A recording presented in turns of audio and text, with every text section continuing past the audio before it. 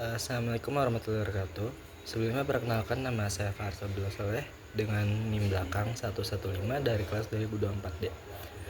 Di sini saya akan membawakan tentang resume dari podcast. Kenapa saya nggak bawakan bacaan dari ceramah seperti yang diperintahkan oleh Bapak dosen? Saya sebagai generasi Z, ini saya sangat malas untuk mendengarkan ceramah, terutama ceramah-ceramah yang sangat monoton, sehingga saya mengambil podcast dari salah satu youtuber, yaitu Raymond Chin, yang collab dengan Ustadz Felix Yao.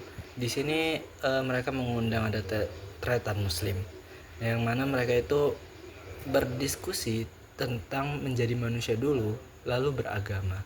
Kenapa sih kayak gitu? Karena menurutku yang telah aku rangkum dari podcast mereka itu, rata-rata orang yang telah melalui fase menjadi manusia itu lebih paham untuk memanusiakan manusia dibanding orang-orang yang telah belajar agama terlebih dahulu. Walaupun memang tidak semua sih.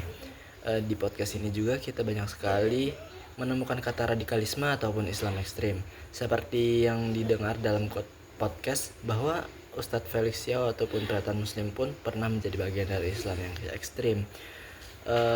Ataupun radikal sendiri sebenarnya diakibatkan oleh orang-orang yang mereka ini memiliki banyak pertanyaan tetapi tidak tersampaikan, sehingga banyak sekali yang salah menyalurkan apa yang ingin mereka tanyakan ke jalur yang salah seperti itu. Padahal Islam sendiri itu mengajurkan untuk kita bertanya, tapi banyak sekali kaum muslim itu yang mereka takut akan judge dari orang lain, terutama karena ada ayat ataupun hadis yang menjelaskan bahwa kaum Yahudi itu dilaknat karena selalu bertanya. Nah, sebenarnya konsepnya nggak seperti itu, bahwa muslim itu dianjurkan untuk bertanya tetapi hanya terkait di akidah. Sementara kalau kita bertanya untuk ke syariat itu udah beda hukumnya, karena yang menentukan syariat itu hanya Allah Subhanahu wa taala. Lalu Islam sendiri itu terbagi di Islam politik seperti Islam Sunni dan juga Islam Syiah.